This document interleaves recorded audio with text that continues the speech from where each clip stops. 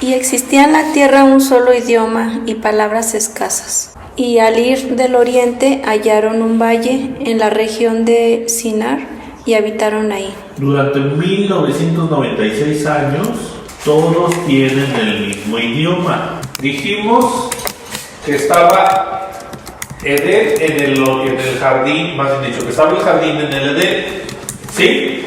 Y entonces Dios saca al oriente a Adán. Y cuando Caín mata a su hermano, se van al oriente. Cada que empieza a haber problemas, todo el pueblo se va al oriente. En esta situación en el 2, ya ellos mismos se van a ir al oriente para hacer algo que ellos quieren, ¿sí? Y desde ahí empieza, en esta tierra, en Sinar, aparece ahí Babilonia.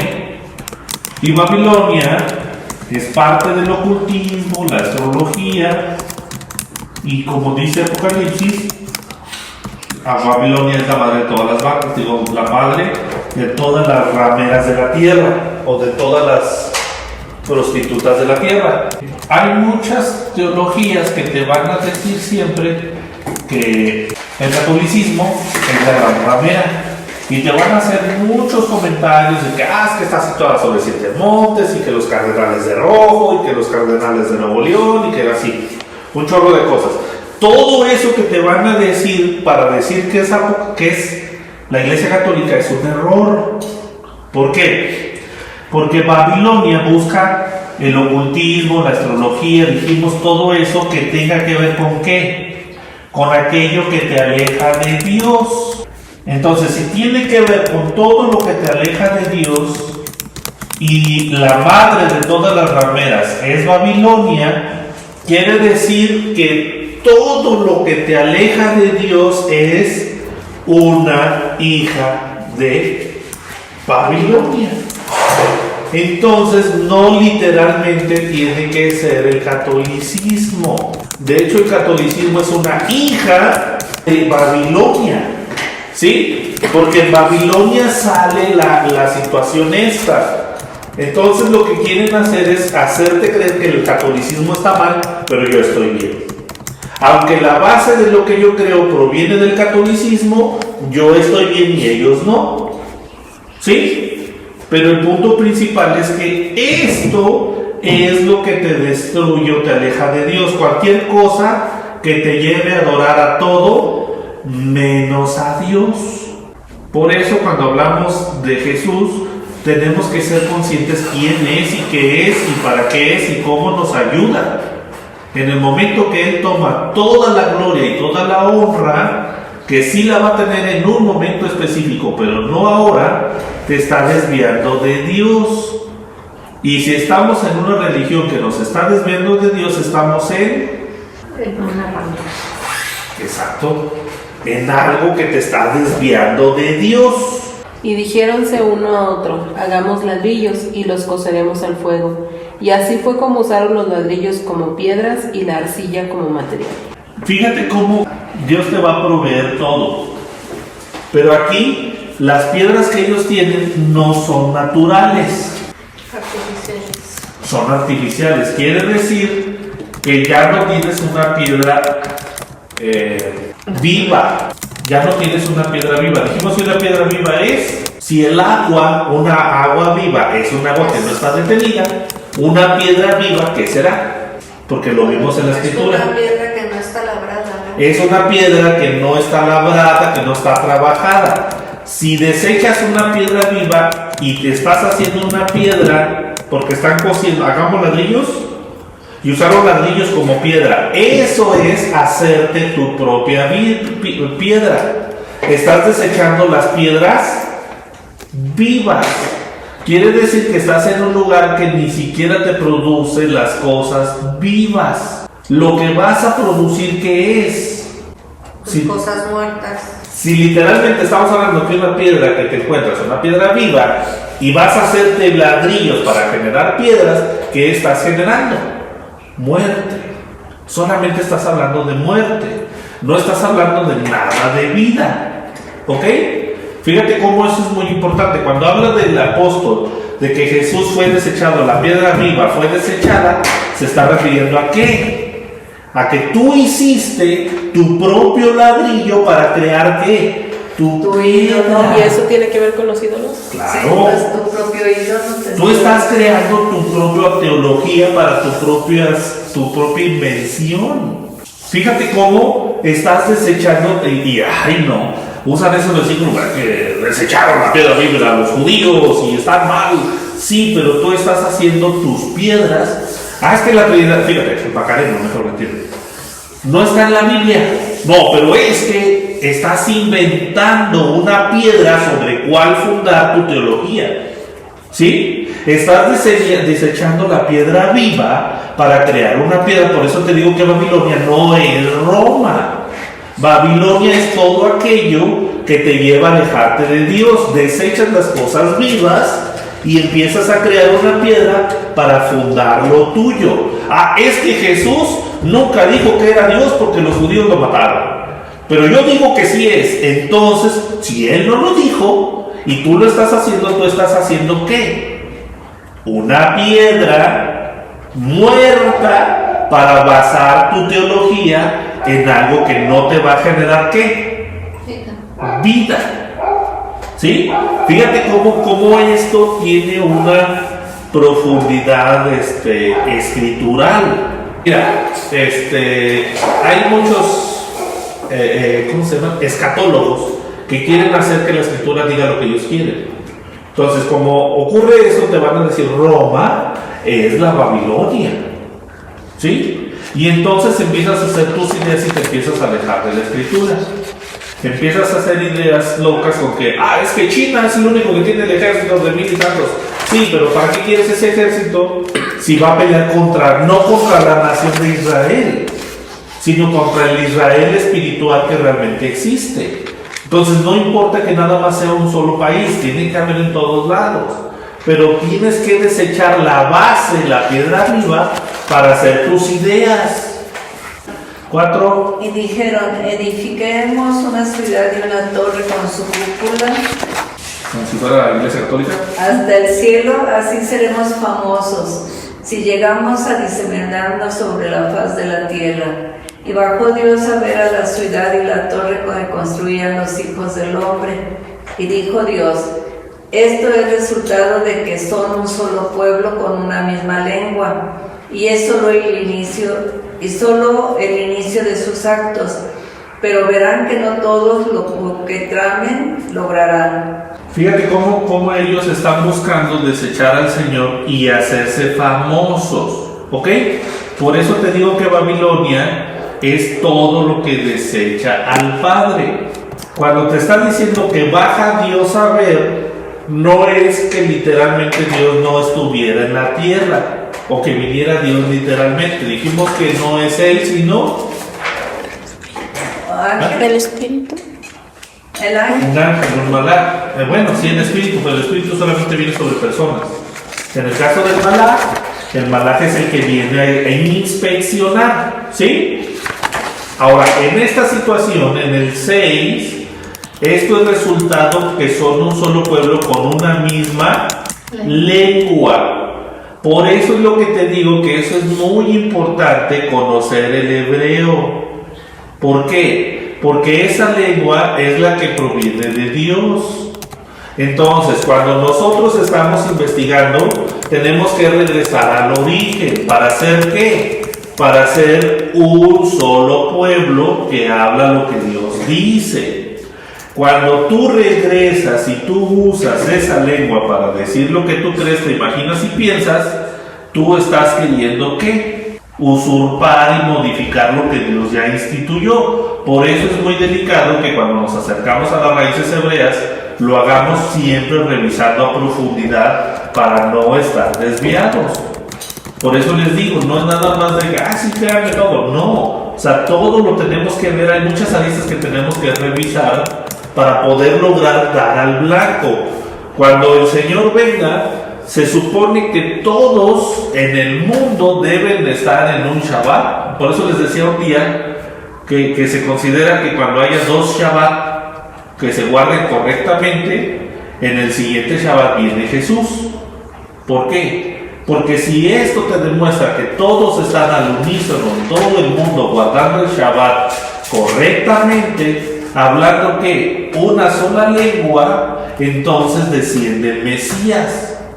Fíjate la importancia que tiene que nosotros en México estemos hablando el Shema en hebreo, mientras están en Alemania repitiendo el Shema en hebreo, mientras están en África, en Brasil, en Costa Rica, en Estados Unidos, todos diciendo el Shema en la misma lengua. ¿Sí? Ellos están usando la lengua para convertirnos en un solo pueblo. Exactamente. Ellos están usando la lengua para hacerse famosos ellos. ¿Sí? No para otra cosa. El punto de estar nosotros unidos es lograr que el Señor vea que somos un solo pueblo. Porque la unidad hace, dicen por ahí, la fuerza. ¿Sí? El problema es cuando la unidad no es coherente con la escritura y la unidad simplemente está dividida por todos lados. Ahora, tenemos el versículo 7. El 6 te dice, y dijo Dios, esto es el resultado que se no puede con la misma lengua, y solo inicio, pero verán que no todo lo que temen, traman, lo lograrán. A ver, la 1960 al 7, el versículo 7. Ahora pues descendamos y confundamos allí su lengua para que ninguno entienda el habla de su compañero. Fíjate cómo ahí sí te está hablando en forma plural. ¿Qué dice? ¿Descendamos? Descendamos y confundamos allí su lengua. Acá te está diciendo, voy a confundir su lengua. Fíjate cómo está, a veces, si te has fijado, algunas veces está manipulada la fuerza de las heces. Porque lo que te está mostrando en la 1960 sí es una fuerza de heces. Bajemos y confundamos. Pero ¿qué te dice el versículo 8 en la 60? Así los esparció Jehová desde ahí. Ahí. Y así Dios los esparció. ¿Sí? Fíjate cómo es que fundes tu idea sobre una piedra que no es coherente. Lo que te está diciendo el versículo 7 en la 60 te está diciendo que Dios dice, ahora pues descendamos. Aquí, descendamos. Y luego dice que Él esparció. Esto es el singular. Cuando lo leemos aquí en el hebreo original, sí te dice, voy a confundir su lengua. También tendría que ser de forma plural. Descendamos y confundamos su lengua. Porque te está hablando de una fuerza de heces. ¿Ok? Cuando lo ves en la 60 sí te dice descendamos, pero otra vez lo mismo que al principio, que dice Dios, hagamos al hombre a nuestra imagen y semejanza. ¿Y quién lo hace? Dios. Nada más Dios. Aquí está diciéndote en la 60, descendamos y confundamos. ¿Y quién lo hace? Dios. Ahora, cuando yo desecho la roca, lo que digo aquí en la 60, ahí está la Trinidad. ¿Ok? Cuando vemos, Dios dijo, hagamos al hombre, ahí está la Trinidad. Estoy desechando la base. Si tú les dices, es que mira en el hebreo la fuerza de... No, eso no. Yo estoy fundando lo que yo creo sobre una base, cosiendo un ladrillo que no existe. Y como no existe, lo que voy a crear es ¿qué? Una mentira, muerte. Estoy desechando una piedra viva y estoy haciendo una que no es vida. ¿Sí? Por eso es importante. Aquí sí lo menciona, fíjate cómo lo que vimos, algunas veces sí te habla en forma plural y en otras en forma singular. Y aquí sí te lo está diciendo cómo es.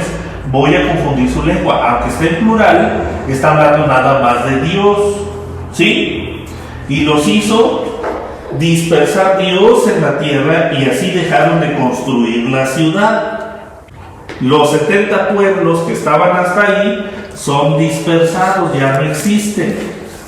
Por eso la llamó Babel, porque ahí revolvió Dios el lenguaje de la tierra y desde ahí los hizo dispersar Dios sobre la faz de toda la tierra. Entonces, eso contradice lo que dice la 60.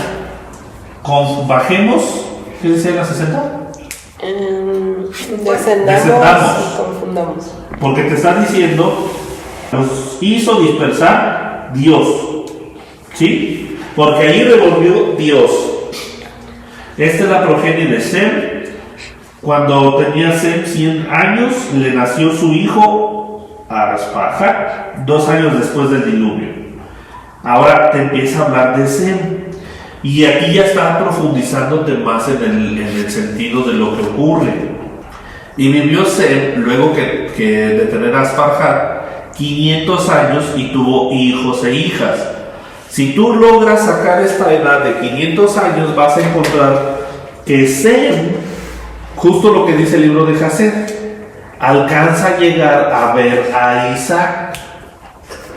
Porque estamos hablando que 2 años después del diluvio engendra a este muchacho, pero todavía después de él tiene 500 años de vida. Luego, Arpajad tenía 35 años cuando... ¿Vio a quién? A Isaac.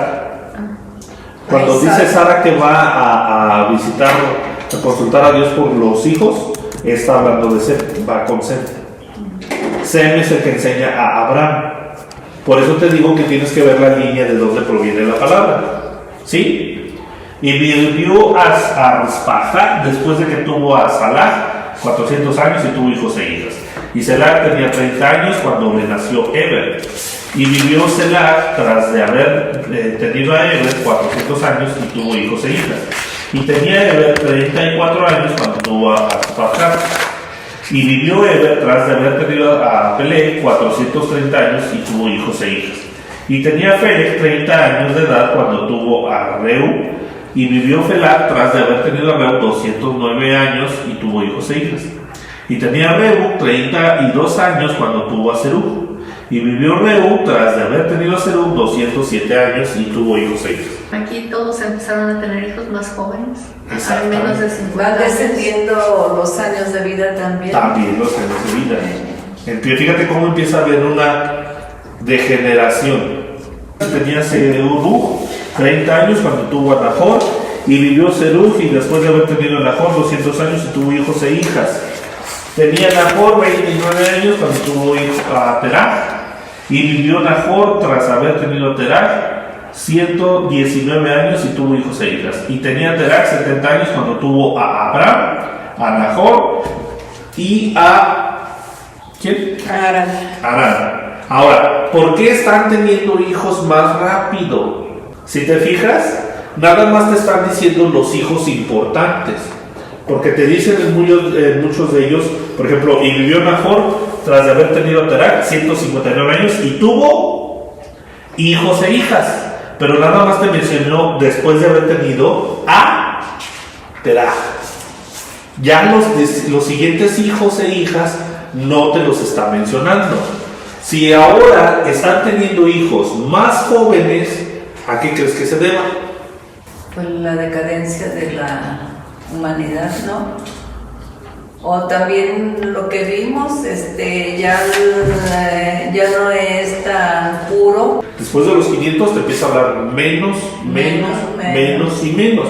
Pero al tener hijos más pronto, eso significa que las descendencias, las generaciones, van siendo más y más y más y más y más. Porque si te vas a esperar 100 años para tener hijos, quiere decir que entonces va a tardar más la población. Pero al tenerlos más pronto, más hijos empiezan a estar entre la gente. Quiere decir que cuando él tenía 30 años, ahí ya pudo haber el anterior haber tenido 5 o 6 hijos. ¿Sí? Y para cuando nace el hijo a los 30 años del siguiente, ya pudo haber el anterior haber tenido todavía más hijos. ¿Sí? Pero en esta situación te está mostrando precisamente esto. Dice, tenía Terah 70 años cuando tuvo a Abraham, a Nahor y a Aram.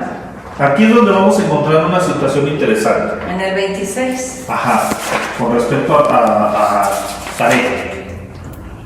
Luego, el 27. Y esta es la descendencia de Tarek, o de Terah.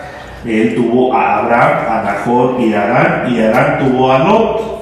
Y murió Arán ante Terah, su padre, en la tierra donde nació en Ur de Caldea. Y tomaron a Abraham y Nahor para sí esposas. El nombre de la mujer de Abraham era Sarai, y el de la mujer de Nahor fue Milca, ambas hijas de Abraham, quien era padre de Milca y de Isca. Y era Sarai estéril y no podía engendrar hijos. Y tomó entonces Terach a Abraham su hijo, y también a Lot el hijo de Harán su nieto, y a Sarai su nuera, la esposa de Abraham su hijo. Salieron todos de Ur de Caldea para ir a tierra de Canaán, pero llegaron a Harán y se quedaron ahí. Y fueron los días de vida de Terach en total 205 años, y falleció Terach en Harán. Ahí termina la parashá.